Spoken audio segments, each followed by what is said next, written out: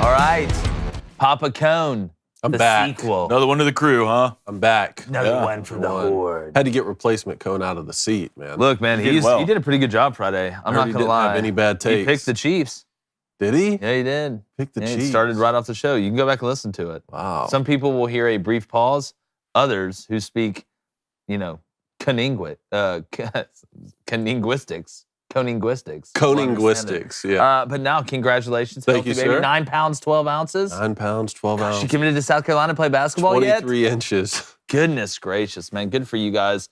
Darby Lou's doing great as well. Everybody is good. Yes, sir. I actually have some cigars for you boys. Ooh, please. Yeah. Oh, let us indulge. If you do not know, baby David and his wife Darby and their young son Ace had a little girl. Well, Darby had the little girl. Y'all were there. Yeah. Darby had the little girl, and now you're hashtag girl dad. These are nice. Thank There you, you go. sir.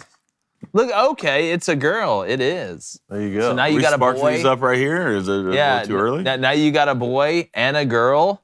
I mean, you just got to be feeling. It's a great situation. Man, I witnessed a miracle, man. Darby Lou did all the work. Machine. Now, you worked hard too, Dave. You did work Machine. hard. Worked hard. You I worked was hard. there. Moral support. Yeah. Don't sell yourself short. Yeah. Never felt Hey, more worthless you were than 50 just be like, hey, you got this. I can, yeah. Reed already told me she's going to snap my hand probably during the middle of it. So I'm thinking about getting one of those fake hands.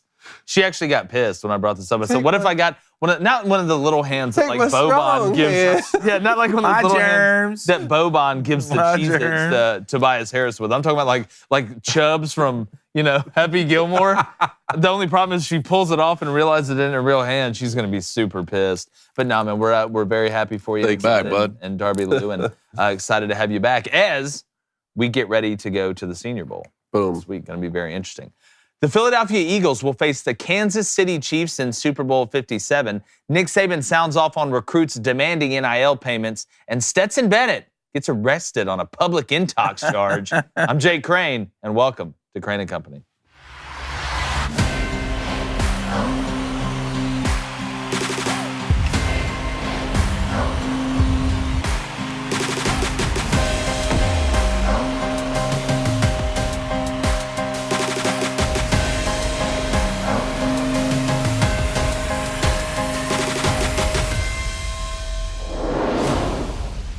I want to start this off by saying I believe that the Eagles and the Chiefs both deserve to be in the Super Bowl. But at some point in time, there has got to start being consequences for NFL officials or officials in general. All right? Or we just have to make this a full-time job. Or both. I think we should make it a full-time job. The job of an official is to call the game by the rules, but not make the game about themselves, either by missing obvious calls or making slanted calls because of the heat of the moment or where the game is being played. Now, I agree with Colin Cowherd that complaining about the officials for the most part can be pretty petty, and everybody does it. But it's getting to a point where refs are making simple and catastrophic mistakes, whether it's calling obvious incompletions catches, not stopping the third down play before it happens, or calling games differently for two teams on the same field. There has to be some accountability overall. Here are some solutions because I don't just like complaining. Like I said, make officiating a full-time job. I don't want them to be insurance salesmen on the side or work in the library or work in a nursery or anything like that. And you need to pay them accordingly. And we need to start punishing serial offenders or those who struggle to do their job effectively, just like the rest of the world. This press release BS saying, I'm sorry, we didn't mean to, I hope it's okay, does nobody any good. If we have to suffer in the real world and have consequences for being bad at our job, so should they. All we hear about all the time is how hard of a job it is. It's not the easiest job in the world, but these people aren't police officers or firefighters or coal miners or single mothers. Nobody is forcing them to do this job. This isn't Iran. At the end of the day, the Eagles and Chiefs, like I said, deserve to play for the big one. But in general, high-level officiating needs to be better across the board because it's as bad as I've ever seen it. And I could care less what Mike Pereira or Gene Stachatour say because they're paid to say that. Speaking of paid to say that, I want to bring in my co-host, David Cohn, like I said, hashtag girl dad, hashtag boy dad. So now it's just hashtag dad. Boom. And former Michigan quarterback and former Western State Colorado wide receiver, my brother Blaine Crane. Typically, I don't like complaining about the officials. Most of the time, games do not come down to one play. And this is not just something that happened this weekend. And we can cite multiple examples. Guys are going to miss calls. Sometimes it happens. But it has gotten to the point where they're just bad at their job. They're just bad at their job. Those officiating crews, I agree with Richard Sherman. They should never be allowed, those officiating crews should never be allowed to officiate another playoff game again. It was awful. The first game was way worse than the Chiefs and Bengals. If you really look at it, how in the world, David, how in the world, they say every play is reviewed. We're watching it live on TV. They have people back in the office watching it. They have people at the game watching it. They have refs on the field. How do you not see, even if you go the fastest hurry up of all time, that Devontae Smith dropped that ball? You can tell me, you guys can expedite a review really quickly. Patrick Mahomes' knee was down before he threw that ball. Boy wasn't in on the sideline. Saw that pretty quickly. But we can't see the biggest play in the first half and one of the biggest plays of the game, because that was a 7-point swing instantly. But my biggest problem is it's not just missing calls. It's that there's no accountability for these guys. They face no repercussions. None of them. Like I said, referees and politicians are the only two jobs where you can be just crap at your job and nothing happens. Until you make them full-time employees, and it is a full-time job, and you start fining them, it will not get better. And all these people I hear with conspiracy theories about the NFL's rigged, the NFL's rigged, the NFL's rigged, this doesn't help. What happened to the Bengals last night? Look, Osai, that was a penalty. I'd have thrown that penalty. But the fact that the Bengals honestly got screwed like they did last night, I mean, at some point, you got to call a spade, David. I mean, it's just, I mean, look, I get it. I mean, the Bengals, they did have their chance to win the football game. And on the Devontae Smith one, I mean, that was a catch from almost every camera angle except for the one from the back end there. So if you're having to go through 12 or 15 different camera angles to get that and the team is going, hurry up, I understand how that one can slip through. The punt hitting the wire, though, I don't understand how you don't have an angle on the punt hitting the wire on the sky cam. I mean, on the call side of it, the human eye on the field for these guys just can't keep up with technology. It can't. Like that Devontae Smith play, that's a phenomenal catch to that referee on the side. Or even when the referees are working in tandem in the Chiefs game, when that touchdown was caught, to that guy, to the referee on the pylon side, he almost called that a touchdown. It took tandem refereeing from the other guy to say, no, that was incomplete. But the calls, they just can't keep up with the technology that we have to be able to see instantaneously a slow motion replay in 4K. Like 20 years ago, we may not have had that angle on Devontae Smith, and we think that's the play of the century. It's the flow of the game and the logistics that I have a problem. That's my biggest problem. That's the bigger thing, is because when you give the Chiefs, it's hard enough to stop Patrick Mahomes on third down once. But you say you blew the whistle and then they come back and they get another opportunity and then there's a flag on the next play. That's the kind of stuff where I'm like, okay, or talking about the punt hitting the wire, they were running around holding up the game. Like, what are you guys doing? Come on. And then meanwhile, we're going to cut to commercial so they can squeeze in as many as possible. So when we get back, they're snapping the football. We really don't know what happened. Like the quality of the game experience is going down. It took them 2 minutes to call an offsides yesterday. I forgot what game. You were watching it with me, Blaine. It took them 2 minutes to get together and call an offsides. But I get that you can't see the play instantly like the Devontae Smith one. But that one angle, you can see it very clearly. That was a catch. And it wasn't like they were like, all right, let's look at this angle. Okay, then let's go to this one. Let's go to this one. They have multiple people because they did not a documentary, but kind of walk through the way it works with the replay system. You can find it on YouTube. It's pretty interesting. They have everybody looking at every angle. So that angle was seen instantaneously. And you can use that same theory on every other play that's ever been closed. How many times have we seen a play, and you saw it in the Chiefs-Bengals game with Mahomes' knee being down? Oh, we called it a completion on the field, but wait, we got together and talked, which means they buzzed down and said, hey, his knee was down. They don't need to throw a challenge flag on this. We can see it. It's that blatant and do it. The flow of the game is off.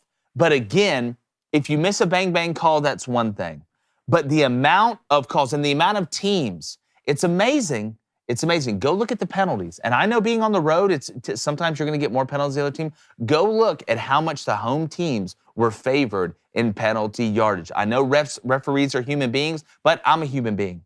If I do bad at my job, and I've got to think on my feet pretty quick, then I get fired or I get fined. They need to start taking their money away. That's the only way I'm sorry. Welcome to the real world. Peter Pan, Count Chocula, you should be fined or fired. I mean, why? I don't know why anybody would be surprised by this. When has the NFL refereeing been good? When has it been good? I mean, I can't tell you what pass interference is. Hell, I can't tell you barely what holding is. I mean, these guys just aren't really that good at their job. And then what pisses me off the most is it's a championship game. This is supposed to be the best of the best, right? Best teams, best refs. These are the best referees we have in the NFL. Hell, I see some college crews out there that are better than this, right? And that's just the truth. Hell, I bet it matters more in the SEC than it matters in the NFL refs.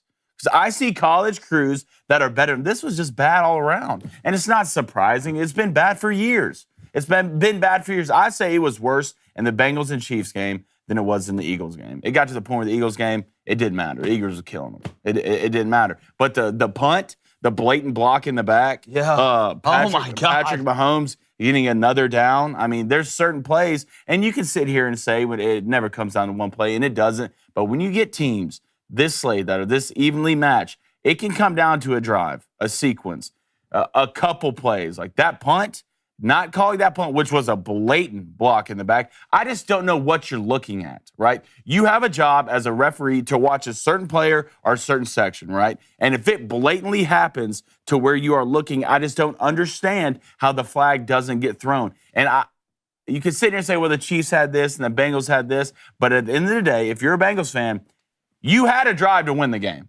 right? Joey B, what a clutch Joey. That's what he's always been called. You had a drive to go down there and win the game, and you didn't. So am I that upset about it? No. Good for the Chiefs. Good for the Eagles. I can't wait to see the two brothers duke it out in the Super Bowl. Yeah, no, I love the storylines going to the Super Bowl. I will say this. Imagine a billion-dollar industry that does not treat the people who make and enforce the rules as full-time employees. Well, who wants to do the job right now? Like, who wants to be an NFL referee? If you pay him good enough. I mean, who wants to be a ref? Who wants to be? Well, I'm not now because I do a sports show. Yeah, well, that's what I'm saying is like you could go be a ref. Like all of us could go be a referee in the NFL. Nobody wants to do the job. It's kind of like policing right now. Like there's no upside to go do it. You know, well, there's only downside. You can only do a bad job as a referee. No one's ever going to come on here and be like, man, the refs last night did an awesome job. Well, again, that's part of the job. That's why I don't come on here and say the long snapper last night did a great job.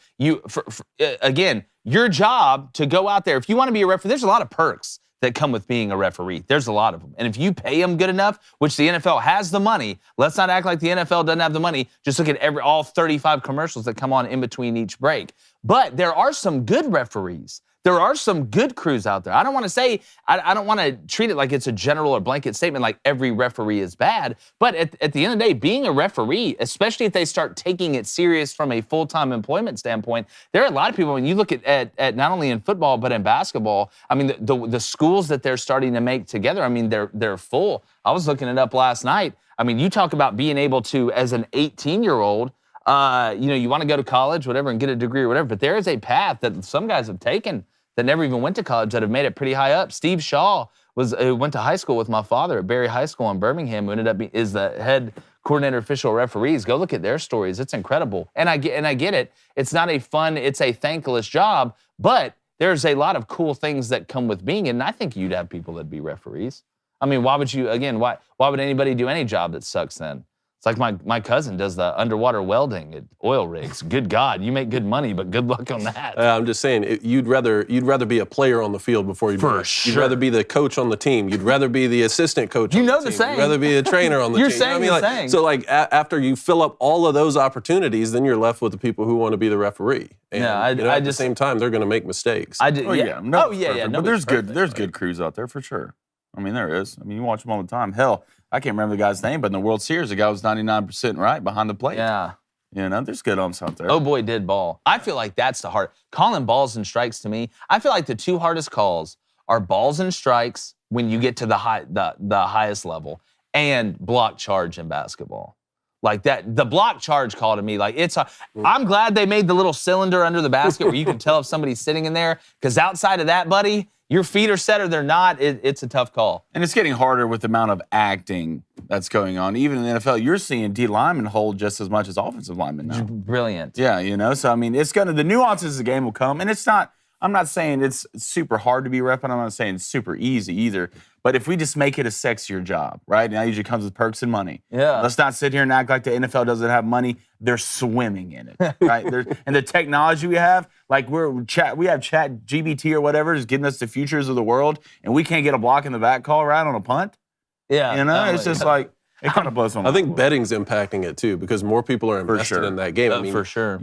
15 or 20 years ago, maybe only Chiefs fans and Bengals fans would be invested in that game, and the rest of us will be watching. Oh, that was a bad call, but then you forget about it. But now you have a parlay on it. Yeah. Now you have an over/under on it. Yeah. Now everyone is invested. I've never rooted for field goals so hard. It's until you got the over. But we have summer coming up, fellas. I know it's not here yet, but it's coming up. And the last thing you want to do while getting ready to barbecue with the boys before the big game is driving around trying to exchange your empty propane tank for a new one. We got the Super Bowl in 2 weeks. Your propane game needs to be on fleek. Let's just be honest. All right, you need to get ahead of the game this year with our friends over at Cinch. Cinch is a propane grill tank home delivery service. They deliver propane tanks right to your door on your schedule. No long-term commitment or subscription required. You need to go online to cinch.com, that's CYNCH.com, or download their new app to order, because new customers can get their first tank exchange for just $10 with promo code BOOSTER. That's BOOSTER at CYNCH.com, or download the new Cinch app. Use our promo code BOOSTER to get your first tank exchange for just $10. CYNCH.com, promo code BOOSTER. Hey, this is a limited time offer. All right, and you must live within a Cinch service area to redeem it. So make sure you get it or move to a place where you are. Visit cinch.com/offer for details. Coney, you used it for Thanksgiving. I've lived it. Lived a life. I've lived it. They brought it right to the door. That's exactly right. I lived that. You love to see it. Look, if you don't want to just get all gassed up for no reason, get propaned up for our friends over at cinch.com. I'll tell you who's gassed up right now. I can just feel it down in my plums. Is the Booster Club. All right, I want you to go ahead and know I made the poll. What ice cream's better, cookie dough or mint chocolate chips? All right, we'll fight that. We'll fight that war later. Because this needed to get. We'll fight that war later. What happened here? I don't know if you heard about this. Jake says mint chocolate chip ice cream is better than cookie dough ice cream. It is. It's just not even close. Mint chocolate chip's a sub-tier ice cream. If I want mint, go drink some mouthwash. Brush your teeth. Well, the Booster Club will have their say, I guess. They will. They will. The next person who says mint chocolate chip tastes like toothpaste, I may just burn this whole place down. It does. Now you're going to burn it down. Yeah. We're not going to have a studio left. Look, between y'all you two. think Flaming Dragon's bad? You should see Flaming Tortoise. But you hit the under on Friday? Flaming. Yes. Hit the under? Yes. Flaming Tortoise. All right, let's get a Copperhead 22 with a $5 donation. Appreciate it, brother. He says, woke up early to catch the live shows just to say Mahomes is the king of the AFC. I will not be taking any questions. Burrowhead, my A-word. Well, again, Joey B was 3-0 coming into the game, and they did have a chance to win. I want to give Patrick a ton of credit. You talk about gutting it out, man. Unless you've had a high ankle sprain, it's hard for me to explain this. High ankle sprain is the worst of all the ankle sprains when it comes down to it. I would rather rotate my foot all the way around on the bottom than get a high ankle sprain. Because number one, it takes forever to go away. It's like hurting your back. You don't realize how much you use it until you hurt it, but it's very painful. Him standing in there and delivering some of those throws, even when he would run the ball back up to the line of scrimmage and get sacked instead of getting taken down for a 5-yard loss, you got to give Patrick a lot of credit. I thought it was, these two teams, this was such a good matchup, and the officiating and the things aside, Patrick is the king of the AFC, kind of got off the schneid against Joey B, because like I said, if Joey B had won this game, I'd tell you he's the king of the AFC. I mean, you'd be 4-0, 2-0 on the road over in Arrowhead. But if you're Zach Taylor, like, are you not calling the mayor of Cincinnati? Like, bro, why? Why are you giving these guys motivation? Burrowhead, like, it just at some point, bulletin board material, and I always say this, bulletin board material doesn't really affect the game after the first play. You want to know why it's called bulletin board material? Because it's stuff you can put on the bulletin board by the locker room or the weight room that helps with prep. It motivates you to prepare. Because after the first snap, you're just out there playing. Like all that other stuff goes out the window. You're out there playing, trying to do your job. But it's the team typically that prepares the best that wins. The most dangerous part about giving a team bulletin board material is that they will prepare angry. And when you prepare angry, you're more focused. Why do you think coaches always try and put a chip on players and team shoulders? It's for preparation, not during the game. If I'm having to tell you on play 3, hey, you remember he said your mom was ugly. Then we're screwed already. Yeah. It's the preparation. So, I'll give Patrick Mahomes credit. He is the king of the AFC. Let's go to Andy J of the $10 Nation. Appreciate it, Andy. Let's go. He says, does it ever work out for a team when nuking a coaching staff like the Cowboys? Also, Cone, how much caffeine have you had to make up for the lack of sleep? And by the way, Hurts is a bammer. I've had more caffeine than I have in the recent weeks. What was the first question? Does it ever work out for a team nuking a coaching staff like the Cowboys? I don't know. We were going to get to this in rapid fire with Kellen Moore. Yeah. Let's wait till we get there to rapid fire. But sometimes I will preview this. Change isn't always bad, and it isn't always good. But sometimes it's very necessary. Mm-hmm. All right, let's go to L. Stockman with a $5 Nation. He says, FD, that was not a block in the back. That was a LeBron-level flop. Cap, he blocked him in the back. Here's my problem with that. I coach special teams at a very high level. It's not just the impact, and there wasn't a ton of impact, but it's the positioning, right? Mm-hmm. All right, what we're taught to do, Blaine, stand up real quick. Yep. I don't know if the camera can see this. What you're taught to do is called a high wall, all right? Because, again, he was attack the numbers here. Even if I'm not touching you, any contact where he goes forward, it is impeding me to turn, right? And you're hitting me in the back. That is a block in the back. What you're taught to do and what you will see guys do is called high wall. So I'm retreating, right? I got to try and get in front of him. I'm not going to come here in front and take a screen like it's basketball. They'll call a flag on me. I'm coming behind like this and high walling. Therefore, when he does turn to go make the tackle. I'm at his front area. That's called a high wall. I don't know if you're able to see that super well, but it's the positioning of it. A block in the back isn't just going and taking out somebody in the back. Obviously, that's a block in the back. It's the positioning to where when that person tries to turn, if you are hitting his back or impeding him from getting outside, that is a penalty. Because if you look at that position player's job right there, his job was to set the outside to where that ball is cut back in to where all the help is. Since he couldn't set the outside, what did Sky Moore do? He broke contain, just like we see Jalen Hurts and Patrick Mahomes and these quarterbacks get outside these defensive ends. He broke contain. That's why it's a penalty.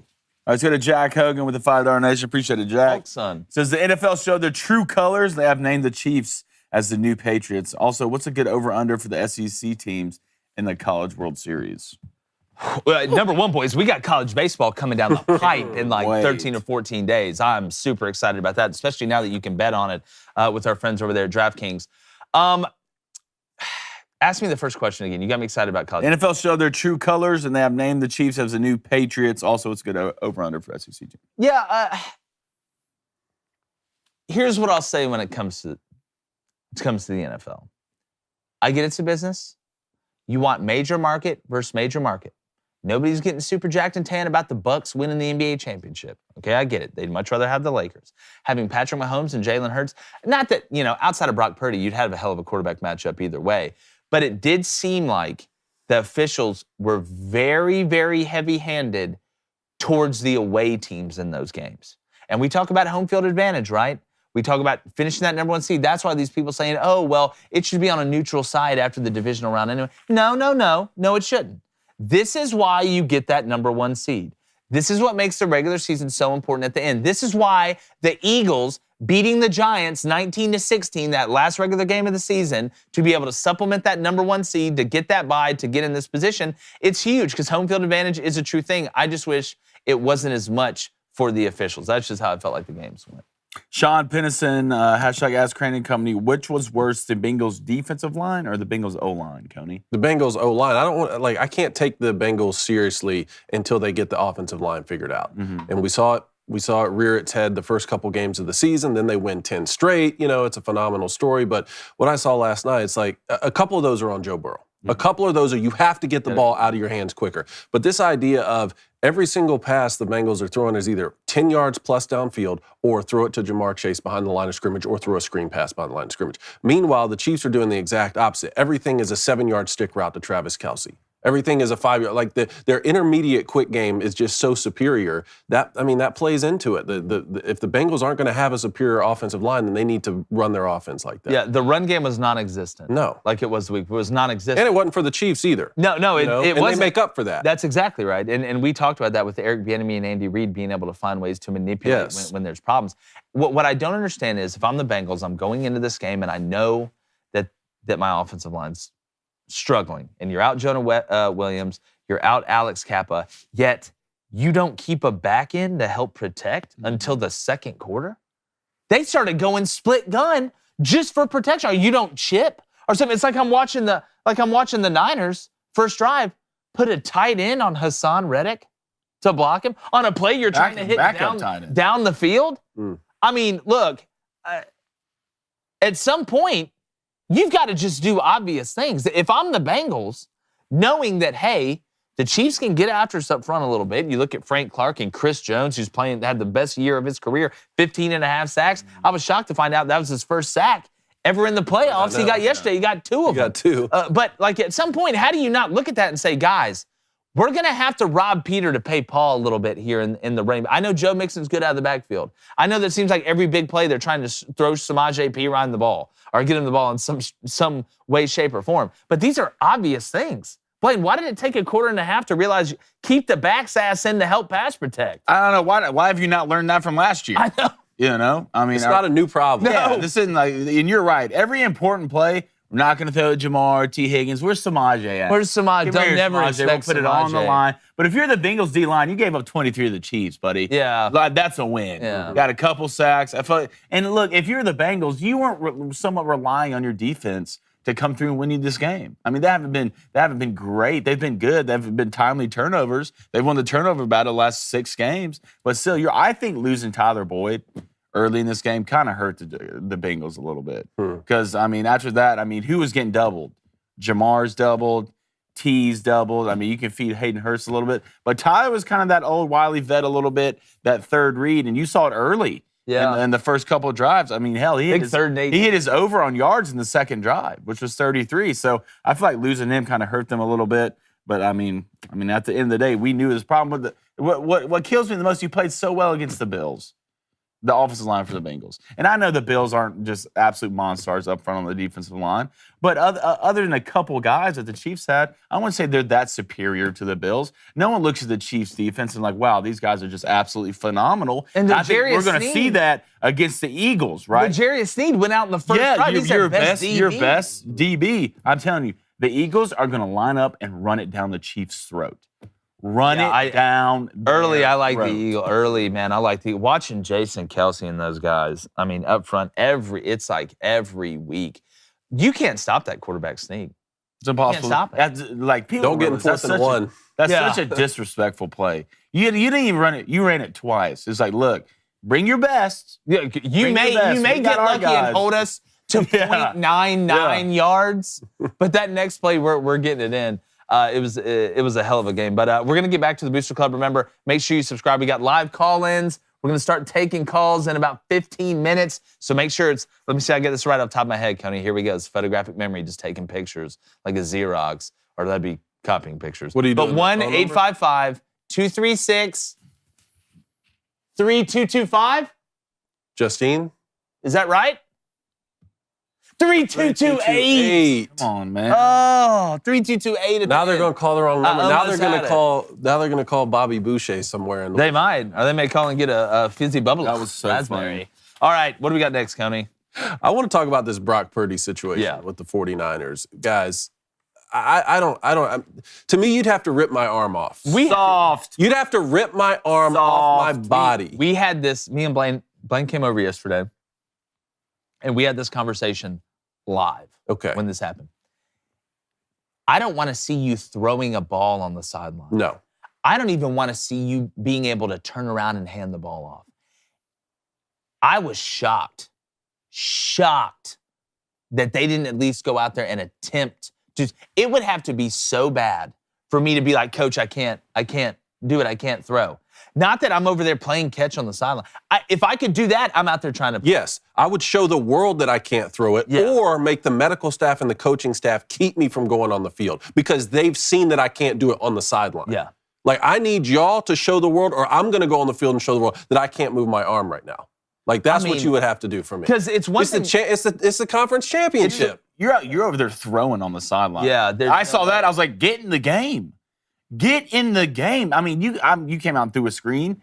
Look, you pinched a nerve, buddy. I'm watching Patrick Mahomes run around on one leg, right? One leg, high ankle sprain. Like, that hurts just as worse as a pinched nerve. I know it's in your leg, but he looked a little shook to me, to be honest. I saw the deer in the headlights pretty early, that guy. I should have, and I'll continue to give Brock Purdy credit for what he has done. I thought the Niners were going to go in. If you look and actually watch that game was 7-7 almost going into halftime before the Niners fell apart with their 9th-string quarterback out there. If Brock Purdy actually stays healthy, I still feel good about the Niners having a chance to win this game. But I'll say this. I question Brock Purdy's toughness after this game. I question his toughness. If I'm Lynch or any of those guys up in upper management, I see this and it worries me. Because, again, you break your arm, you rip the nerves where you can't feel it or whatever. Don't tell me you can't grip the ball when I'm watching you throw on the sideline. Mm-hmm. Don't tell me you can't grip it. To me, I'm starting to, the more I look and the more I think about it, I'm starting to lean toward Blaine. I think, oh boy, got scared. And the thing was, not only did you get scared, okay? I'm not saying it didn't hurt. There's a lot of, nobody's 100%. Mm-hmm. I'm not, you're not 100% the minute you're born. Ava right now, 99.9%.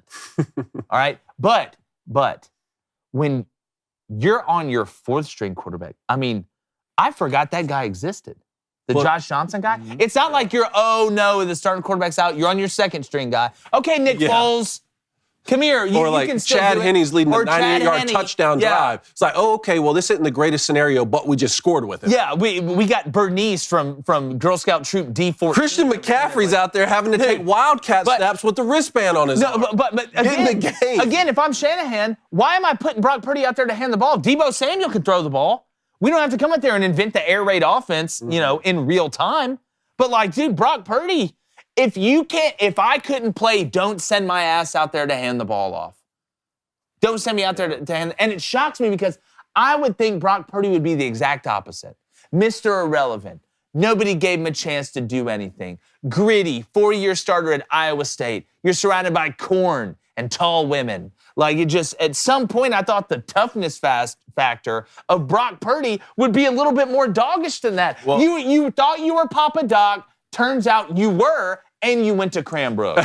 Well, something like, look, if something better be broken or torn. No, you can throw the ball. Something better be broken and it or may torn, be. And then I can understand. But if it's a pinched nerve, and this is what I heard, it was a pinched nerve, then that's ridiculous. You can go out there and play on a pinched nerve. Well, but if it's torn or broken, okay, I can understand. Something may be torn, and maybe he went in and made the 49ers worse. That's hard to believe after what I saw from the 4th-string quarterback and even Christian McCaffrey trying to take wildcat snaps. Maybe he wasn't the best option, but I need that showcased. I need you like trying to do everything you can. If you're throwing on the sideline, that's my problem. I have a hard time believing something's torn right then. That's my problem. As somebody who has thrown a lot, if something is legitimately torn, that's not my adrenaline just kicked out, now my shoulder hurts. That's not how that works. I watched you throw on the side. It looked to me like you were fine. Like the trainer went over there and was talking to you at first. Y'all were going back and forth. You got up, saw you got the ball. Here we go. We're tossing it. Then you walk over to Shanahan and hand him your diary. Like, today was a tough day. My shoulder hurts. So we were already talking about the offseason for the 49ers. Like, how does this impact their decision of what to do at quarterback? Do you go get a gunslinger for hire on a 1-year basis like a Tom Brady, Aaron Rodgers, that type of guy? Or do you have the confidence that Brock Purdy, that this was an anomaly, he can come in and be the starting quarterback? I feel like Brock Purdy showed you that he could do it, and you could get him for a lot less than what you're paying Jimmy G right now and get about the same thing, maybe a little bit more. But unless I can look at that medical sheet and outside of what I just saw, because what I saw in my mind, you're soft, Brock Purdy is, in my opinion. Without me seeing that medical stuff, making decisions with that amount of money, but at this point, I don't know if I can believe in him anymore. It's one thing if you're not good enough physically. It's one thing if you're just not talented enough, right? Like, man, you had a good run, had a great career, you're just not talented. It's another thing to look like you sold the bag. And that's what it looked like to me. What do you think they do in the offseason? I don't know. Look, I've never believed in Trey Lance. I will stand on a mountaintop and scream, and I still don't. Have you seen enough from him? Yes. Yeah, he's in the same boat as Jordan Love to me. Don't believe in either of them. I think Brock Purdy is your guy.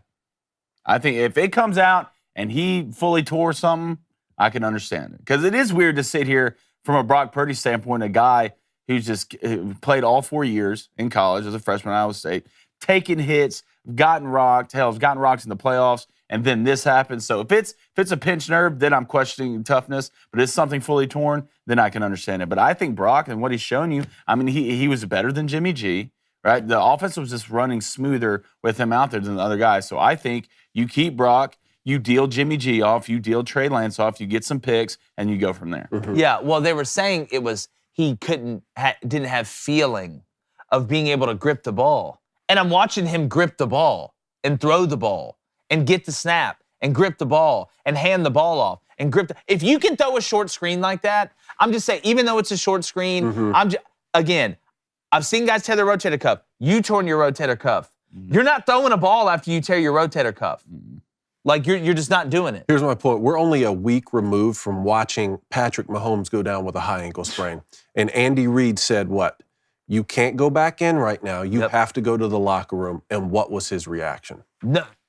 You talk about burning the studio down. I thought Patrick Mahomes was going to burn the studio down. I'm not necessarily condoning him losing his cool and throwing his jacket the way he did. I like that, though. I just know that my quarterback wants to go back in the game. And that's with a backup who's come in for you before and won games and who just led a touchdown drive. That's how bad Patrick Mahomes wants to be out there.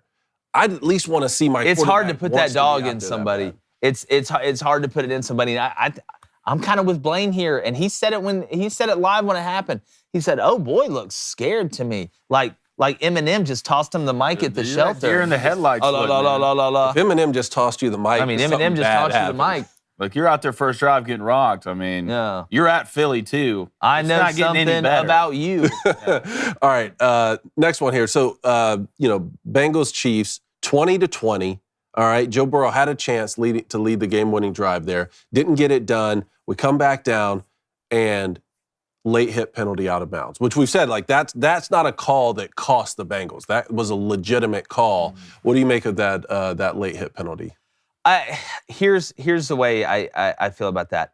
If we were talking about a high school kid or a college kid, then I feel a whole lot worse for them than I do somebody that is a professional at what they do and is making $5 million.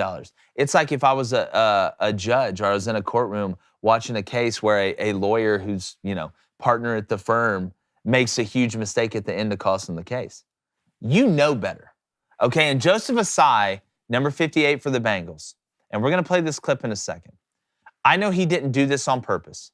You are a professional football player. You understand, number one, how the game of football works. Patrick Mahomes is 3 yards out of bounds when you push him. But if you touch Patrick in that situation, you don't even come close to it. He's running out of bounds. You already have a guy there. You can gain nothing by this.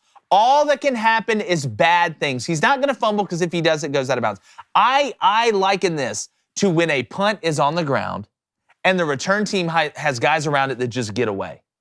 Sometimes in football, you just have to get away. This was a stupid play made by someone that knows the difference. This isn't Friday Night Tykes. This isn't JV in middle school. This isn't college. You're not a freshman in college. We've seen freshmen in college make mistakes. You're a professional, and you're not smart enough to realize the situation of Mahomes running out of bounds. Now, he may have got the first down. It looked like he was right at it, but there was, 8 seconds left? 7 seconds. They have one more play to try and get it in field goal range. They have to go out of bounds. A throwaway gets it down to 4 or 5 seconds, and then they got to launch a Hail Mary. Not one play costs them a game. But I tell you what, if you had to pick one, that would be the one, buddy. The punt return was bad, but there's a block in the back, in my opinion, on that they didn't call, even though you got to get him down. And you can hear, I believe it's Jermaine Pratt. This is his last season, I believe, in the NFL. okay? The last chance you got. You went to the Super Bowl the year before and you lost it. You got one more shot, and you lose the game because a professional doesn't understand the game of football, because that was egregious. You know what? If it was hands to the face, David, defensive lineman came off, rocked the guy, hands to the face, I get it. You know, if you're trying to make a dive-in tackle on somebody in bounds and you grab the face mask or the horse collar, I can sleep at night with that. That was a physical mistake that happens in football. Holding, it happens, right?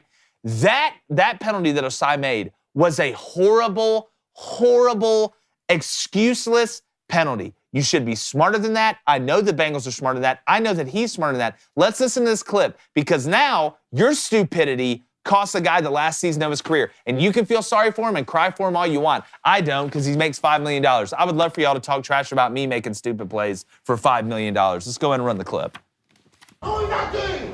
This is my last year. Why do you have the quarterback? I don't blame him. Yeah. David, I don't blame, and I know it wasn't purposeful, but you did it.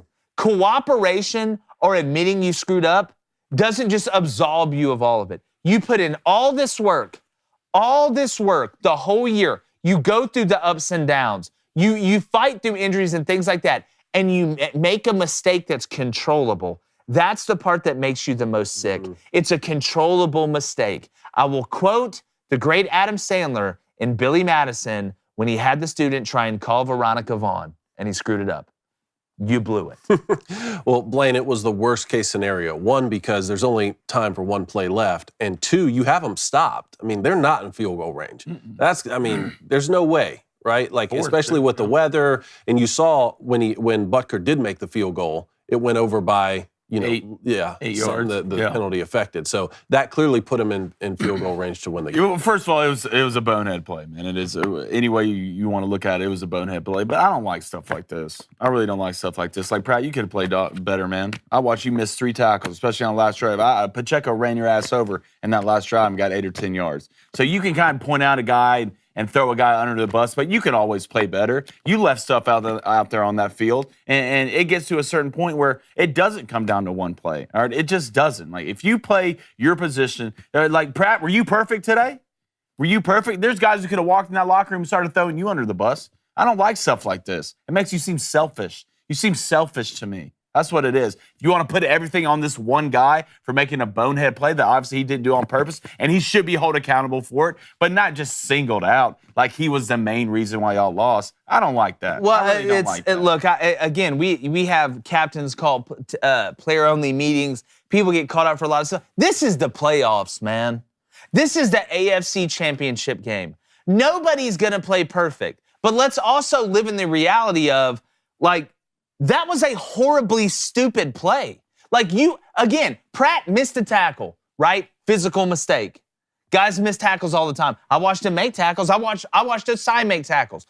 Sometimes the things aren't control. Every tackle isn't controllable. Sometimes guys just make a play. That's the way the game works. That was a controllable play. Those are the parts that make you the sickest. I don't think, if it's me and I've had a 10-year career and we went into the Super Bowl last year and didn't win, and we had a chance to make it to the Super Bowl, and some guy makes a bonehead play like that, hell yeah, I'm calling him out. Hell yeah, I'm calling him out. And you know what? This is the NFL. This is the NFL. Like I said, it's in Pee Wee. This is in high school.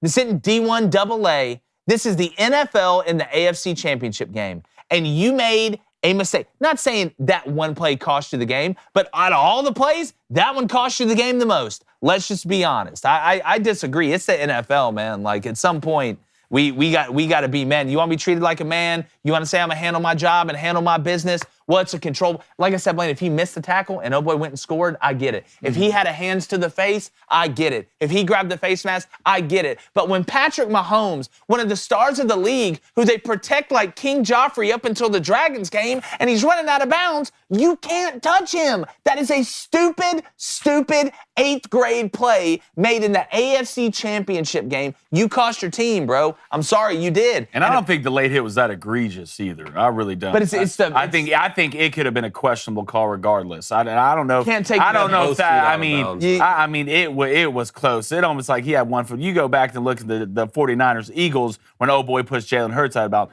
That's a blatant out of bounds. Like that last one, it was a dumb play, but it was an effort. You got to know who you're hitting too. True. Like if anybody can throw anybody under the bus if anybody really wants to come out to the end of the game and throw somebody under. Yeah, but who made an uncontrollable mistake that cost them the game, or a controllable mistake? Who else? I mean, yeah, that kid, but it was an effort play still. I mean, he made a mistake. Yeah, well, but nobody's perfect. I don't care if it's controllable. You can controllably tackle somebody. Control the guy. Tackle him. We're talking about a physical action. Again, he didn't really tackle somebody. He pushed somebody that was 3 yards out of bounds. Like Patrick Mahomes was way out of bounds. If you look at when he was hit, he was way out of bounds. That was a penalty. Way out of bounds. He was way out of bounds. It's not even close. Again, 20 years ago, maybe. Yeah. 20 years ago, that probably. You got to know the game. But they've been calling it that consistently now for a while. But to switch gears, speaking about smart moves, all right, if you're growing your business, you have to make every dollar count. Don't spend hours on multiple job sites looking for candidates with the right skills when you can do it all with Indeed, and they won't hit you when you're out of bounds in key moments. Find top talent fast with Indeed's suite of powerful hiring tools like Indeed Instant Match assessments and virtual interviews. And if you hate waiting, Indeed's U.S. data shows over 80% of Indeed employers find quality candidates whose resume on Indeed matches their job description. With Indeed, you only pay for quality applications that match your must-have job requirements. So visit Indeed.com/Crane, C-R-A-I-N, not like the bird, to start hiring now. Terms and conditions apply. Cost per application pricing not available for everyone. If you need to hire, you need Indeed. That's Indeed.com/Crane, C-R-A-I-N. We're taking calls right now. If you're as pissed as we are about some of the situations, call us in and tell us. Or if you're super happy, and if you want to give us a Super Bowl prediction, that'd be great too. It's 1-855-236-3228. I'm going to hit that on the money cone. I can't believe I added a 5 at the end of it, but don't worry. Just like Claim a Dragon Fridays, I'm in the kitchen, working, getting better. Everybody get excited. What's going down in the club? All right, let's go to Nathan, 16, with a $5 donation. Appreciate it, Nathan. He says, Purdy probably tore his ACL, and you're calling him soft. The game was over at that point anyways. Towards ACL? UCL, excuse me. The game was over at that point anyways. I don't know how the game was over in the first quarter, but the game was 7-7 moments to halftime. If you tear your UCL, you're not throwing the ball on the sidelines. Ask any pitcher that's ever torn their UCL. You're not going out there throwing other pitches. Well, you wouldn't come back in either. You wouldn't exactly. Or are you going to come back in and hand the ball? That's my biggest problem. At that point, you're better off to have Christian McCaffrey or Deebo Samuel run the Wildcat. Then you're at least 11 on 11. If all you're going to do is run, if all Brock Purdy's going to do is hand the ball off in that second half, or really, what was it, fourth quarter, he's come back in, then yeah, you would just let a running back run Wildcat. At least then you have an. Hell, Anthony Jennings threw some balls at Tennessee. Hell, my thing is, how can you go back in and say, all right, well, we're not going to throw the ball. I'm good enough to go in and hand the ball off. I'm good enough to go in and throw a little quick screen. I'm good enough to go in and get hit. It is soft to me. You know what? If you're really hurt, you look at him and say, Coach, I can't do anything. You cannot put me back in. You cannot put me back in. Because if you try and put me back in, I'm going to try and throw it. Like, it's that softness isn't just, oh, this hurts, so I'm not going to play. It's you went back in to hand the ball off. Like, and I put that on Purdy and Shanahan for bringing them back in there if you're not going to throw it. All right, let's go to Lincoln Meltz with the $5 donation. Appreciate it, Lincoln. He says, thoughts on Rule getting 3 UGA transfers. Also, Jake, I like to enjoy my ice cream, not eat toothpaste for 5 minutes. Heard the view, also love mints. Shaking my head. Okay, first off, a lot to unpack there. Getting transfers from Georgia is a fantastic idea right now in college football. I will go ahead and tell you, there's a couple NFL teams that are getting some transfers from Georgia here in a couple months as well. I think Matt Rule's kind of sneaky at Nebraska. I need to see it. But again, is he the guy that's going to go in there and be flashy in front of everybody? No, is he the cool dad that goes and hangs out and lets you drink in the garage? Lets you drink in the garage. In the bowl. No, he's not. But you know what he is? He's the dad that can go in there and get that 75 Chevy and fix that bad boy up and have it running as good as they can get. And you know what? That's what Nebraska needs. That's what Nebraska needs. They need somebody to come in there, fix the car up, make it look pretty again, give people hope. Driving down the road, waving. Remember, it's like old times. We'll see with Matt Rule, but I'm starting to like that hire more and more. All right, Copperhead22 with a $5 donation. He said, regardless of how we feel about the outcome of the games, I think we can all agree that Eli Apple is still a clown. He's like the most hated NFL player. Eli Apple really is like one of the most hated DBs I've ever seen. At least he brings it on himself, though. For sure. It's not like everyone's just hating on him just to hate on the guy. No, he brings it on himself. He embraces the villain role. Yeah, exactly. He embraces the villain role. All right, let's go to The toasted apple memes that they are just won the internet one day. I'm trying to remember. Mike RFF Lifestyle says 2 things can be true at once. A guy made a horrible mental mistake, and he played great. Timing mistakes matter, but the worst grilling will be from himself. Should not be from his teammates. Mm-hmm. And it was on the sideline. You could see, man. Yeah. He was shaken up. And again, okay, so if we're going to say that, all right, then nobody can ever say anything to a teammate about any play ever. If we're going to say that. Like, then nobody even talk about the game between and I'm not saying every mistake that's made throughout the season. I'm not talking about a game in week 4, but sometimes in huge moments, in the biggest moment, name one play you can remember Joseph Osai has made this year outside of the play that just happened. You can't. You want to know why? Because it's the most important one. It's the one that had the most ramifications. Like, again, I know you're upset. I'm upset. It cost everybody if I'm on that team. But if we're going to say, and it's like I said, it's not all the time. You don't call people out. Oh, that's the coach's job, is to call people out. And then the leaders every now and then. But there's a time and a place for everything. You blew it, dog. I don't know another way. A controllable mistake, a very controllable mistake. And sometimes you got to call it out. I'm sorry. This is what it is. Let's go to Michael Gillett. He wants to know, can I call international on a call from Okinawa? Yes. Ooh. Can he? I mean, I think so. California. I don't see why not. I don't see why not either. Yeah, let's do it. Okinawa? God, I love Michigan Yeah. this time of year. Upper Peninsula. Upper Peninsula. All right, is Stetson Bennett the new Johnny Manziel? Okay. All right. You want to go and get into this? So you want to The golden child. All right. The golden, the savior. Rapid fire, and I want to get to all these here, so super rapid fire. Why don't we start with that one? Okay. Stetson Bennett, arrested, public intoxication. What's going on at Georgia right now? Well, you know, he got arrested in Dallas. They said he was out there trying to find TCU's defense. Here's my thing. Did he find him? How much did he have found to drink? somebody. He found somebody. Yeah, I never thought I'd be sitting here talking about Stetson Bennett's public intox arrest affecting his draft status. Wow, sports are amazing. It's a bad look. It's a bad look. I'm just wondering if he's still like, at what point does Stetson Bennett kind of come down to earth a little bit? Like, think about it. You went from rags to riches. I mean, Slumdog Millionaire type story. Okay, didn't even get any reps 2 years ago. Now you won back-to-back natties at Georgia. You're not buying a drink. You're not, maybe you may never have to buy anything again. I don't know what the rules are. But you're still a leader. It's a bad look. How is it going to affect him in the NFL? They're not going to love it, obviously. But part of me is kind of like, okay, how drunk in public were you? Like, how drunk in public were you? And which one of those police officers root for who? Yeah, I wouldn't want to be in Texas. No, like I would. I saw him, that video of him walking after he got out. I've been through it, that hangover walk. Old boy was hammered. Oh, yeah? He was still drunk the next morning. Well, then Stetson Bennett to me is not acting drunk like in a guy. Athens. He's not. His behavior recently is not. He's not acting like a guy who wants to get drafted and play in the National Football League. He's acting more like Van Wilder. Yes. Right? He's like, look, my best days are behind. He's acting like Matthew McConaughey in Dazed and Confused. Mm-hmm. My best days are already behind me. I'm not leaving Athens. Like, I'm going to be there full time. Forget the NFL. I'm here, and we're going to milk this thing for all it's worth. Look, dead ass. I would Baker Mayfield commercial this whole thing like when you were at the Browns. Like, where's Stetson? Oh, he lives at the stadium now. Like, he just lives. I mean, Stetson's not going to be a number 1 pick. So No, I'm not saying, but Stetson, I'm just talking about living in the stadium. Be the Georgia version of Yeah, that. be the The Georgia only version. thing I've heard about Stetson Bennett from people I know, people who've gone out at bars, is the dude's a tool. Like, the dude's a douche.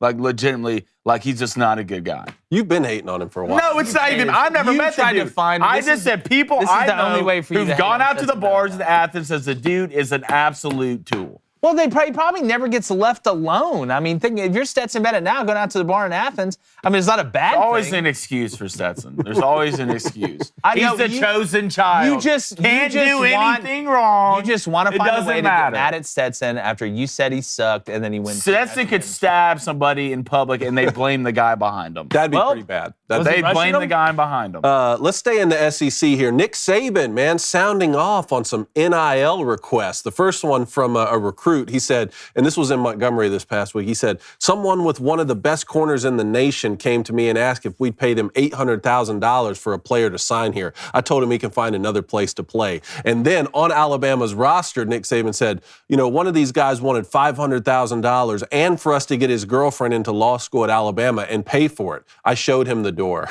Yeah, I just find this hilarious because, number one, Alabama spends a lot of money in NIL. Like, they ain't broke. And I get what he's trying to do, you know, it's saying that, you know, he wants to protect the college game, and I get it.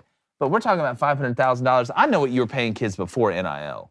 You think getting somebody into law school, like all this holier-than-thou BS that comes out, these guys have been paying kids for and pulling strings and getting things done on the ACT, and all of a sudden people's family members just getting jobs. Oh, wow. He went from not having a job to making $150,000 a year at the Mitsubishi plant. It's amazing how that happens. Save me the holier-than-thou stuff. I get what you're trying to do from a PR standpoint. It's smart, but I know who you paid and how much you paid them. Like this, you're not going to trick me. You can trick all these other people, and it's not just Saban. We see it all over the place. You can trick all these other people. You're not tricking me because you were doing it when it was illegal. So don't come to me when it's legal talking about you. I don't think he's saying he's not paying at all. What he says here is, quote, I'm not paying a kid a bunch of NIL money before he earns it. Now, does that mean? How did Julio get that expedition with the blue lights in the bottom? So that's the question: is like, are they like the guys who haven't played a snap for him yet? Is he just saying, well, this guy has earned it because we believe enough in how he's? That's what we like to call a lie. You know how much money Derrick Henry was making before he took Drake Kirkpatrick? I don't. Let's go down the list. How much? Like I heard over $300K, and that's back in the day. Like Derrick Henry was, but did he earn it? Look, I used to live in T-Town. Yes, it was a great investment. That's what I'm saying. It was a great investment before he ran. Like did anything. Look, I used to live in T-Town. We go out to the Strip all the time. Bama players were flashing money in the bars on the. This just kills That's the rent me. check. Benjis. That's the rent check. No, I'm talking about scary amounts of money, and no one's going to take it from Derrick Henry. Have you seen that thing? I have. It's. This is scary.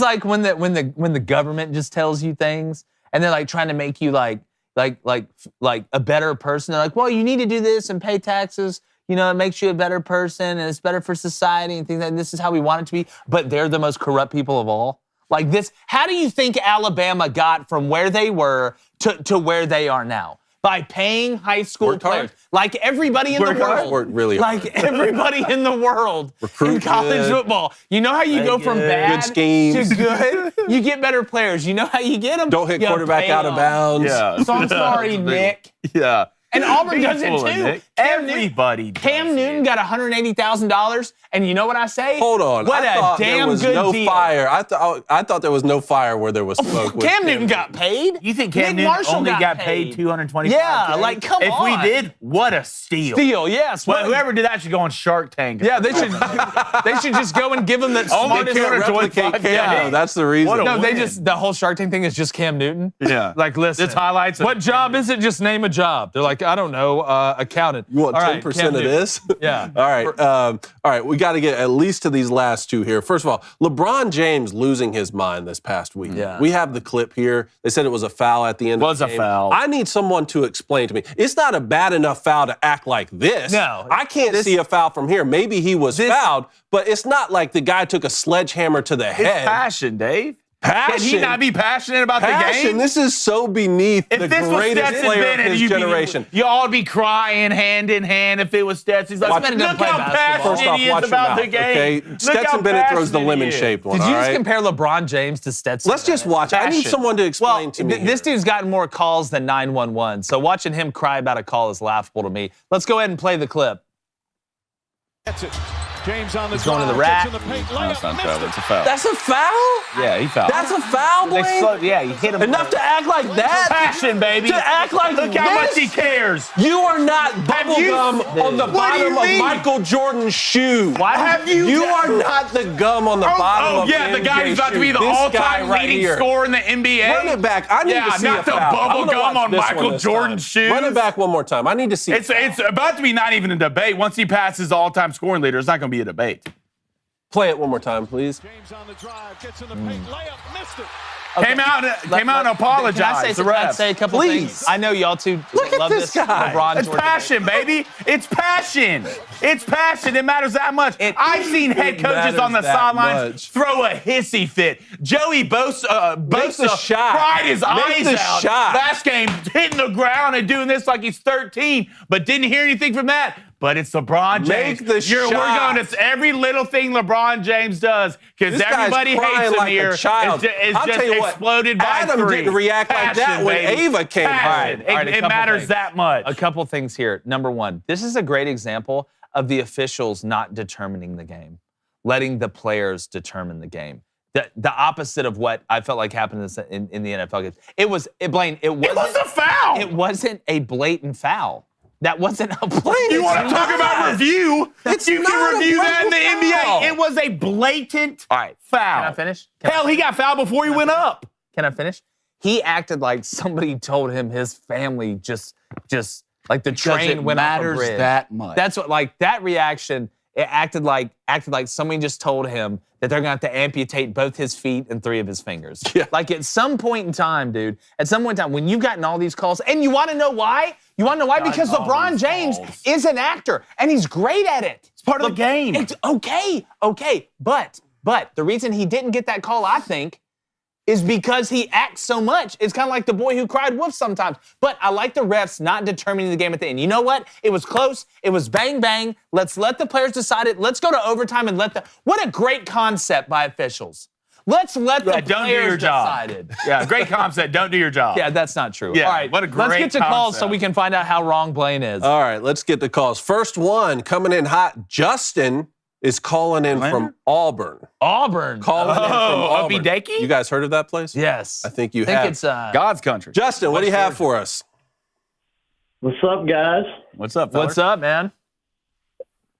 So, y'all know I'm not an NFL guy. You know, I watched 2 games all year. They were both yesterday. The second one ruined it for me. I'm done. Yeah. Stick with college.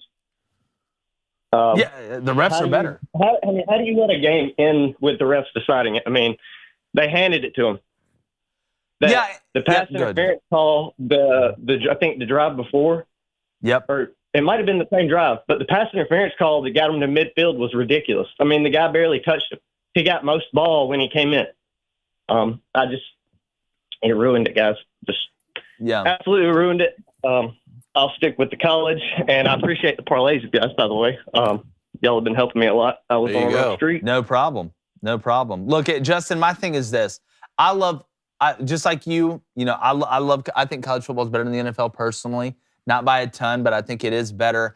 It feels, when you go back and watch those games yesterday, it just feels like the officials helped determine the outcome of both games. I'm not the only one that's saying this.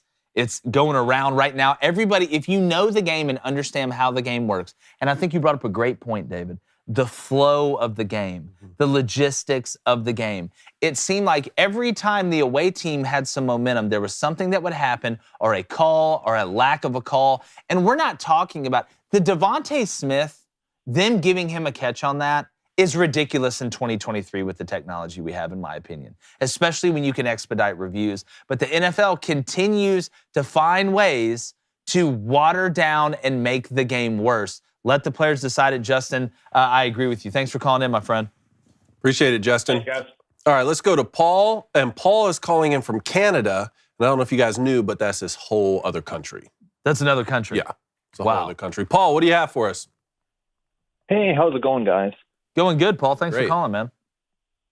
Oh, good. We have the trust tree up here, too. It's just a little bit frostier. Yeah, look, again, a little Yeah. bit of a colder tree gets a lot more truths out. So really, you guys are doing good work up there, I've heard. I got the pamphlet last month. You guys are doing good work up there. Well, thank you. Well, we're trying. But do you want not doing well? What? My football team, the Edmonton Elks, formerly the Eskimos. They went from the hunters to the prey. Lost 17 home games in a row. Well, you went from Eskimo to an elk. What did you expect? You went from holding the gun to running away from it. Yeah, I know. So I need to know what college football team I should cheer for. So I'm used to a team going 4-14, so anything can improve. Well, man, first off, appreciate you calling in. And I didn't realize the Eskimos were the Elks now. When did that change happen, Paul? Oh, I think that was 2 years ago. 2 years ago. That's a very interesting. I don't know how that slipped my mind. Yeah. By the way, can I say this? I will digress for 1 second. I had elk meatloaf the other day, wrapped in bacon. Fantastic. Where'd you get that? At the Red Pony. Fantastic. Oh, yeah. We need to go there. I know you're a little bit wrapped up here. But, Paul, here's what I will say. We're obviously from Auburn. We're Auburn fans. We'd love for you to join the club, right? We don't let our bias hinder us. But here's what I'll do. Because I am all for fairness, okay? I will give this one up to the Booster Club. I'm going to give it what, Blaine? No. No? Paul, congratulations. You are now an Auburn fan. He's all the way in Canada. He's not going to be an Auburn fan. Blaine. He's in Canada. Okay, who cares? Paul, you are now an Auburn fan, all right? You let me know. I'll hook you up with some gear, whatever you want to do. I'll send you the roster. Some NIL? Some NIL stuff. Congratulations. Welcome to the family. War Eagle, you're repping the orange and blue, and now you hate Alabama. So welcome to Paul, you're in Canada. Congrats, you're a Michigan fan. Unless, of course, it's your fandom. That's leading to some of that negative streak. In which case, congratulations, you now cheer for the Michigan State Spartans. Paul, you're an Ohio State fan before you're a Michigan fan. No, Paul, we'll let you decide. There's some good options there at play. Let us know what you choose, and I guarantee you'll be a lot happier than going 4-14. Paul, thanks a lot, Paul. Thanks, guys. All right, Appreciate it, man. Thanks. All right, let's get to Andrew. Andrew's calling in from Pennsylvania. Andrew, what do you have for us? Hey, guys, I'm a huge Eagles fan, so I'm very excited. Congrats. Congrats. I would also like to say, isn't it about time we say that Andy Reid is the best NFL coach, better than Belichick, at least since the year 2000? Best play caller. Look, it's funny. It's funny you bring this up because I was thinking about this. I was actually having a conversation with a guy I coached with for a long time about this the other day. I think it shows you right. I would put Andy Reid and Bill Belichick on the same level right now because a lot of it comes down to personnel. We know that, guys. There's a lot of great coaches that have bad personnel that never won anything and vice versa. But Andy Reid and Patrick Mahomes kind of gives you the Tom Brady and Bill Belichick vibe, right? You need that combination to be there. But I will say this about Andy Reid. I think Andy Reid evolves better than what Bill Belichick does. And I think you've seen that with the injuries that they've had, the way they've kind of had to manipulate their team down here through the stretch. I would actually give Andy Reid a little bit of an edge. And I want to ask you this as an Eagles fan. I know that Andy left to go to the Andy, you know, and the Eagles, it wasn't the greatest ending. He goes to the Chiefs and has success. But even as a guy who's going to be rooting against Andy Reid during the Super Bowl, part of you has to feel really good for Andy Reid, I would think, correct? Oh, I wanted him to win his last Super Bowl. I'm happy for Andy Reid. Yep. That's awesome. He's such a likable guy. He's such a likable guy. The commercial he does with Patrick Mahomes on the plane, I still laugh at it. I don't think he gets enough credit. I don't think he does either. I don't think he does either. Because, I mean, everyone's like, oh, Andy Reid, cheeseburgers, and always making fun of Eric all this. Bieniemy's helping him. I'm telling you, he might be the best play caller to ever put on a headset, man. He's really and he nice. does evolve really well, too. On the Bill Belichick point, I mean, 6 Super Bowls to 1 Super Bowl. Like, you still have to give Bill Belichick. That's why I'm saying, to me, you know, you have to give him the edge. But here's the thing, and I wanted to bring this point up when we were talking about Patrick Mahomes. 5 years he's been starting. He's gone to the conference championship 5 times, and 2 of those times the Super Bowl. Now he's going to a 3rd Super Bowl here.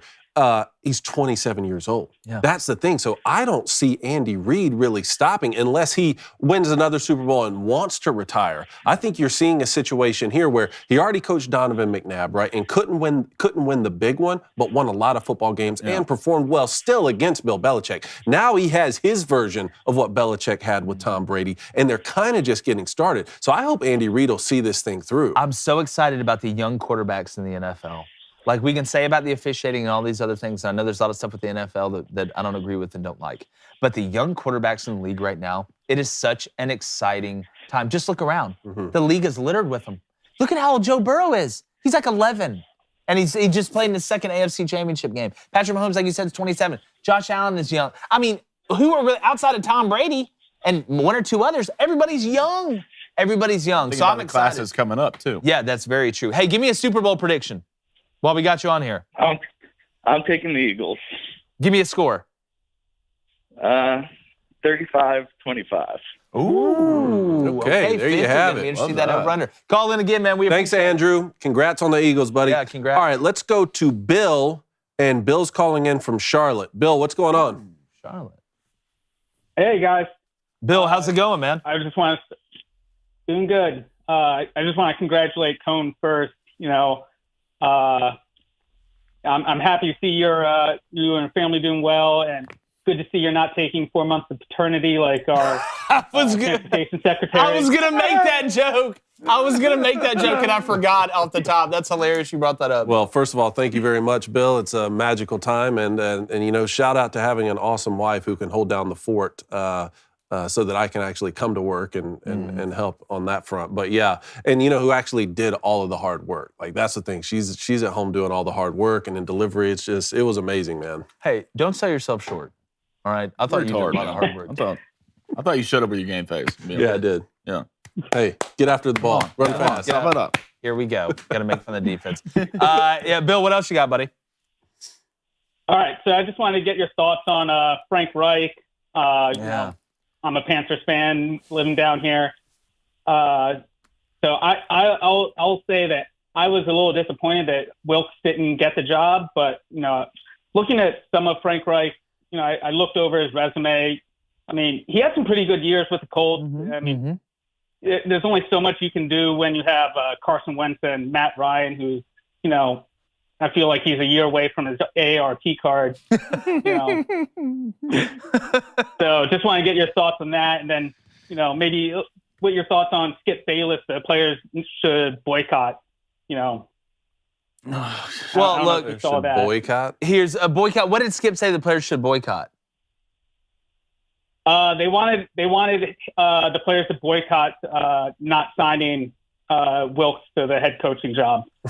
Well, first off, I'll give some. I'll sign up. Yeah, I'll give some great life advice to everybody out there. If you do the opposite of what Skip Bayless says, you're going to have a lot of success. Yeah, that's pretty. Especially when it comes to betting. When it comes to Steve Wilkes and Frank Reich, I don't think Frank Reich is a bad coach, but I don't understand it. And it has nothing to do with race. Okay, let's go ahead and put that. It's the same thing with people saying, "Oh, we don't want you to look at race, but ESPN will be the first one to tell you that Patrick Mahomes and Jalen Hurts are the first black quarterbacks to meet in the Super Bowl." Which, to me, I think you have two men that have great content of character.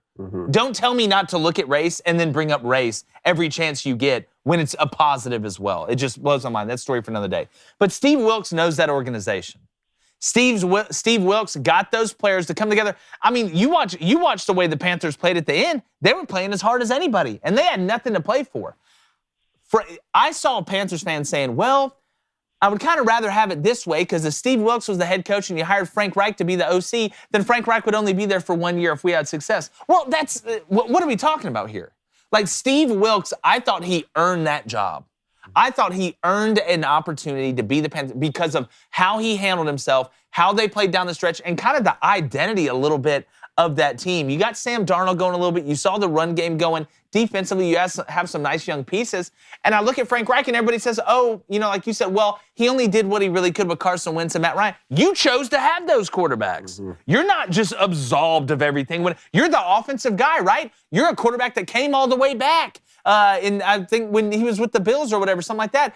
You're a quarterback guru, an offensive guru, yet you decided. It's like when Jimbo Fisher pointed at Haynes King and said, "That's my guy." I'm holding you accountable for choosing that guy. So I don't think it's a horrible hire.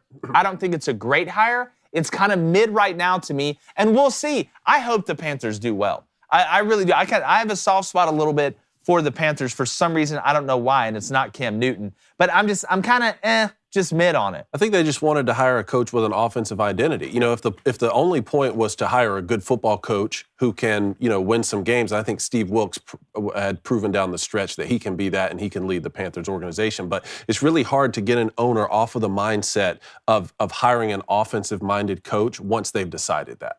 I think they gave Steve Wilks every opportunity to interview and to have the job, but when in the back of your mind you're thinking, okay, I'm seeing what all of these coaches are doing around the rest of the league right now, with Sean McVay winning a Super Bowl and what Andy Reid's doing. It's like, we need to get an offensive-minded coach in here. I'm not necessarily saying that's right, because I still think defense does win championships, and having a defensive-minded coach is so important. But when an owner has that mindset, you're not going to be able to get them off of that, winning some games. Yeah, well, you can tell they wanted Ben Johnson from the Lions, the offensive coordinator from the Lions, and he ended up not going. And I mean, Frank Wright has a pretty good resume. I mean, he's 40-33, reached a playoff 4+ years, won a Super Bowl with Doug Peterson. So I mean, I think Wilks did a good job, but I think they wanted to go the offensive route, and I think this will be a good hire for them. Well, I feel like if you're going to go away from Wilks and go the offensive route, you get somebody with more juice than Frank Reich. That's my thing. Again, Frank Reich's a good coach, but if we're talking about a good coach who's just going to win some games, who does that more than Frank Reich? That's like his whole career being a head coach. I'm not going to give you credit for winning a Super Bowl just as a coordinator if we're going to talk about being the head coach, because it's a totally different job. I'm with you, Blaine. I think they wanted Oh Boy from the Lions back. Yeah, I think they well, in that case, you're hiring a guy who hadn't been a head coach in the league before. But again, than that. Yeah. Again, but he's not 40-33. You never know. It's more of an unknown, yes, but he hasn't really kind of shown you who he is. Frank Reich, to me, is just, did you get a ton better? And who knows? Who knows? They can figure out. It all comes down to personnel. If Sam Darnold can figure it out, I like Foreman at running back and some of the pieces they have, but it's going to be interesting. We appreciate it, my friend. Thanks, Bill. All right, let's go to Lisa. Lisa is calling in from North Carolina. Lisa, what's going on? Beautiful state. Hey, how you doing? Actually, I'm Justine's mom. Oh! Here we go. What's up, Lisa? Go. Hey, Mom. All right, let me just ask you, why did I call her PJ? Producer Justine, yes. Yep, producer Justine. Okay. So the P and J. Are you okay with that? Can we call her that? Who's funnier, you or her? That's fine. Justine is funny.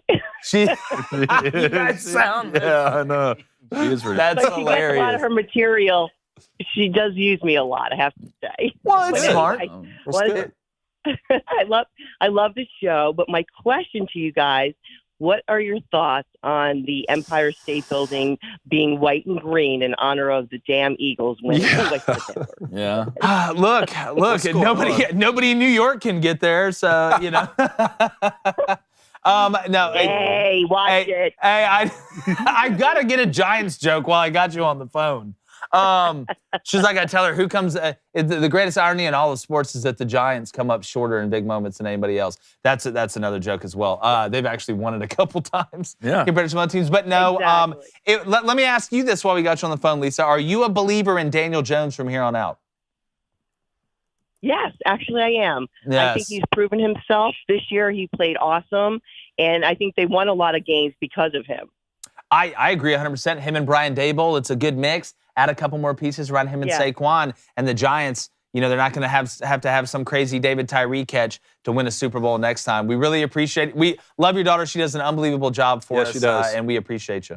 Thank you for calling in. I thought they lit up the Empire State Building green because that was their way of saying the Jets are going to the Super Bowl. Love the building. Look, love the building. The building's great. But you don't light it up in Philly colors. Light it up. But am I surprised? No. All right, let's go to the last one here. Anthony calling in from Clarksville. Anthony, what do you have for us? Hey, I gotta kind of agree with Jake. I think I'd rather have a reffing crew make less calls or fewer calls and let the players decide it out than over officiating. But ultimately, I wanted to talk about kind of expound on college football recruiting because this NIL thing is kind of crazy. But it just reminds me of when Reuben Foster and Cyrus Kwanzaa signed with Alabama. Remember, there's like the mysterious Reuben Foster like disappearing for a while. He has an Auburn tattoo, committed to Auburn, and then disappears, and all of a sudden shifts, to Alabama, and then Cyrus Kwanzaa's school getting anonymous donations. His high school getting anonymous donations after he signed with Alabama. Yeah. It's like how did Bruce Wayne give us $1 million? He's not even a real person. Yeah. So I'm fine with players making money, getting NIL deals and everything. I just think there needs to be a way that like the school can have zero to do with it. If a kid wants to go make money on the side, more power to him. But I think that boosters and the schools should just be absolutely detached from the process. And you know what, Anthony? You're exactly right, because that's what NIL was meant to be. Yeah. See, this is what happens when you release something with no guardrails and build the parachute on the way down. NIL was meant to be, if Bryce Young wants to do a Fansville commercial for Dr. Pepper, that transaction is between Bryce Young and Dr. Pepper. The problem is now we have these collectives that where everybody pulls their money in, and it's not name, image, and likeness anymore. It's, we got this amount of money from this place, this amount of money from this place. Let's go buy recruits with it. No, that's not name, image, and likeness. That's you pooling a bunch of money together to go buy recruits, all right? If NIL, you know what? Hey, guess what? Robbie Ashford from Auburn, you want to be on a Pizza Hut commercial? That's great. Yeah. That's between you and the guys at Pizza Hut. The school should have nothing to do outside of one thing, Anthony, and that is I think it should be mandatory to take a finance class if you're a student athlete and involved with NIL. Mm-hmm. Take it in general, but if you're involved with NIL and you have an agent and things like that, you need to take that class. That would be in the best interest of the individual, in my opinion. But we know that schools are meant to make money. Let's not make any excuse. People aren't out there, most people aren't out there just to educate the masses. Okay, that's not how we're. They're one of the biggest money-making institutions that there is, and they're only charging more and more and more. It's getting to the point now the government's going to have to tell them to stop charging so much. So don't tell me you're going to step in between a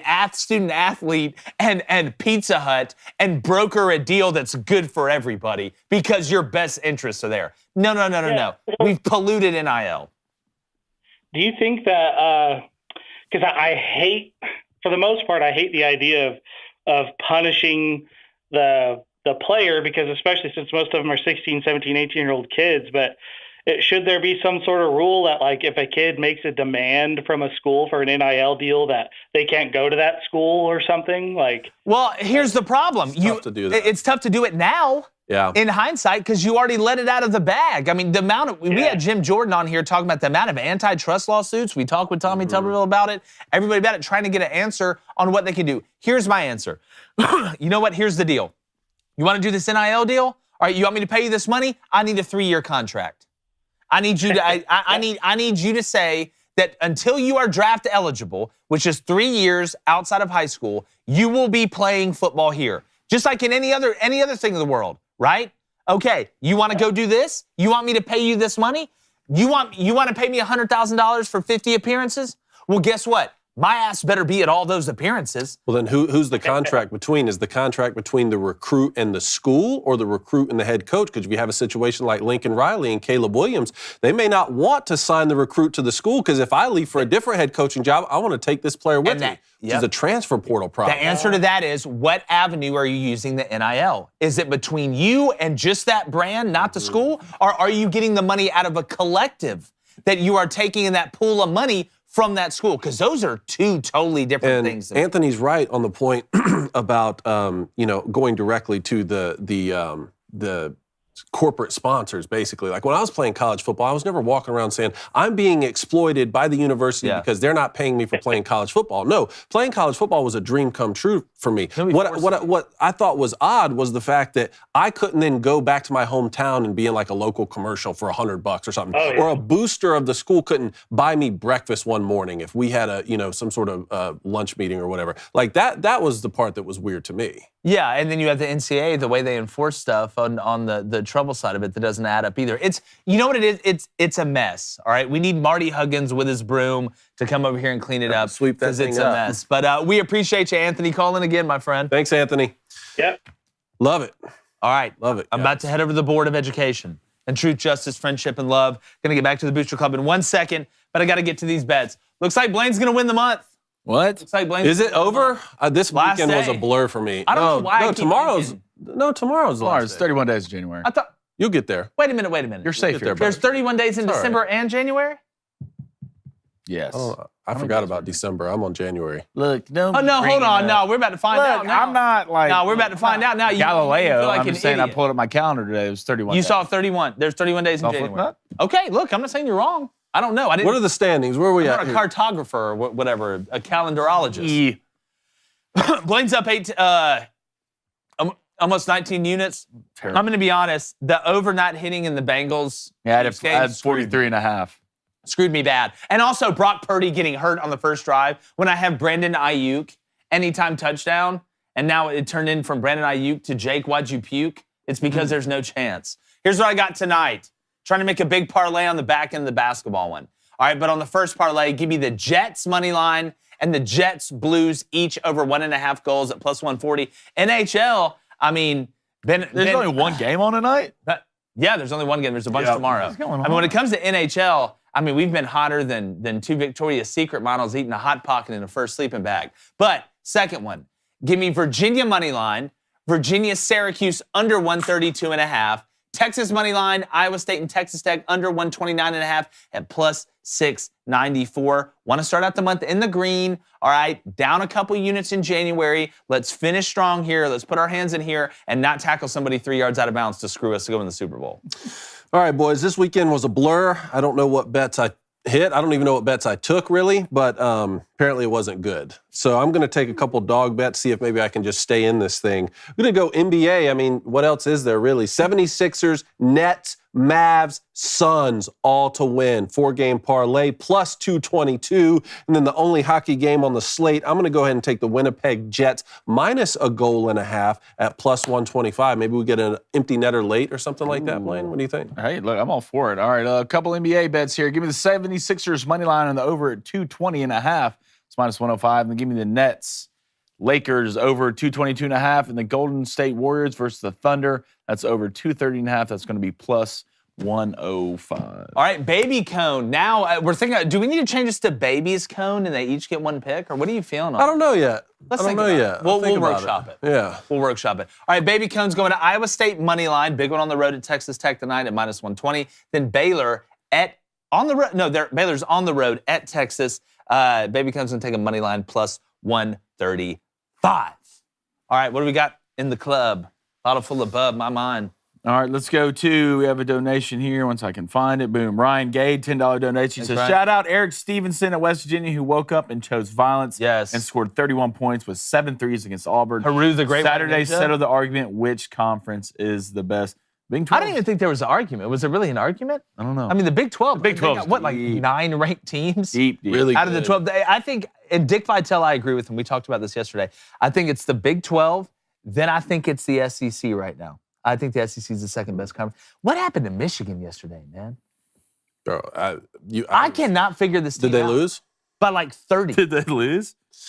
Yeah, it's Like like a I blur said, for this you. weekend was a blur. Yeah, I it's don't been a blur tune for into the you. Michigan Michael Knowles is in basketball the game. chat. Knowles is in there? Yeah, Knowles is in here. That's what he says. Breaking news. NFL official Ron Torbert has officially signed an extension with the Chiefs. That's the head referee from the game the other day. Michael And Knowles. he also says the MVP for the Chiefs were the game where the officials, the whole thing was worse than the 2020 election. Look, you talk about fraud. Knowles. You talk about fraud. We'll see if they certify. And I the had results. some lovely person send me this Okay, I didn't know what What'd you were getting get? up to do. since someone stole Doesn't count. the golden Hold on. tumbler. Doesn't What is count. this? Someone sent me Shapiro's this. coming on here to adjudicate this. Someone Doesn't count. sent me this and gave me a note that says the true winner of fantasy. What is going on here? So False I'm prophet. gonna go ahead. So you stole the golden tumbler and you got in a second one here? no, someone stole my trophy. Genius. You know what he did? He's genius. I'm gonna expose it. He stole it, then mailed it to himself. I and don't pretended trust it me. was somebody. I would never kidding put me? that It's much what a effort. high IQ play. Thank y'all. You I know what? I won. What Thank a you. high I IQ know. play. Don't tell Wow, you're gonna. So now we just get participation trophies. No, you. Now we just Look, get here's participation what it's gonna come down trophies. to. We all know what it's coming down to. Yeah. Shapiro's coming on. I told here. you I was. No, Ben's coming on no, here. I We're gonna care adjudicate less. it. I could care less. We're gonna adjudicate it. I could care less about. As long as that no, note- I could care You less could care about less? of amendment y'all made after this. You could care less or you couldn't care less? Yeah, which which one is one? it? I could care less. It sounds like you could care a I lot could less. care less. So you care a lot. I could care less about if Ben's coming. So you care a lot. to dictate what I thought you y'all cared. want to You're acting like make you up care a in your lot. head. I'm not going to Rainbow Land, and you can't make me. All right. You know what? That Why reminds would he me take of a one lie more to point. take One more point. Novak Djokovic, Australian Yes. Open, 10th championship, Yes. 22nd Grand Slam overall. Boys, look, I have to come. He's the Look, greatest say it. tennis player. Yeah, He's the ever. greatest tennis. Well, now here's In your face, Bill Gates. Here's the greatest. Yeah. The only way you stop this man from winning is to deport him. The greatest part about this is they told him he couldn't play. Not only did he come back and win it after being deported, nobody got sick and died. Whoa. Whoa. It's amazing, right? Golly. Are they going to let him play in America? I don't know. Right now, no. Right now, Can no. you believe we're even asking that question? Are we going to let him play? Can you imagine if, meanwhile, George Washington was crossing the Delaware, if somebody just called out, hey, hundreds of years from now, they're not going to let a tennis player come over because he doesn't have a vaccine. Also, put your mask on. Yeah, also, put your mask on, George. Jesus. I mean, just at the end of the day, it's a joke. What else we got? All right, let's go poll. What ice cream is better? Mint chocolate chip or cookie dough ice cream? It's a good one. Speaking about not caring what anybody else thinks, they'll say that cookie does better. Look, I'm not here for any mint chocolate chip slander. Mint chocolate chip's a good ice cream. It's not. Okay? I don't care what you say or what Darby Lou says, I don't because y'all care hate what mint you chocolate chip. I'm gonna be honest Darby with Lou you. already came in here Yeah. said it's the worst ice cream. But I will say Has Reed that. said anything? Having She said said that, it's you terrible. just so No, she happened to didn't. put it up against the premier ice cream of all Top ice tier. creams. Chocolate chip cookie dough is the premier ice Top cream of all tier. ice cream. Chocolate chip cookie dough is what every other ice cream wants to be. Thank in you. its You probably life. believe- Thank you, So Dave. you probably That believe one by a mile. Thank Wow. you. You probably believe Kim Jong-un talks to dolphins, too. I heard that was a real story. Yeah. It's real that it was a story. Yeah. I They thought even it was showed me a whales. little fat kid. I thought it was killer whales. Look, again, if you don't like mint chocolate chip, then It's not I a do, good but ice chocolate chip cookie dough, then top maybe tier. you need to look in the mirror and start asking some questions. It's just Chocolate not a chip good cookie dough, 90%. I'm gonna say chocolate chip cookie dough, 75%. Well, okay. We'll salt the bag a little bit. Chocolate chip cookie dough, 66%. There you go. Mint chocolate chip, Closer than what I thought. 34%. Closer than what I thought. And we can be closer than what you thought if you make sure you subscribe. Follow us on all social medias. Find us everywhere, Facebook, Twitter, Instagram, all that. We are going to the Senior Bowl. That's right. We'll be doing the show live from the Senior Bowl and from here because Sir Papa Cone's got to stay and watch his new cub. So we're going to be down there in Mobile, getting the interviews, doing the hard-hitting experiments and science events. Make sure you check us out. Hey, subscribe on YouTube, like I said, and like the chances of Joseph Asai making a smart play when it matters. We're gone.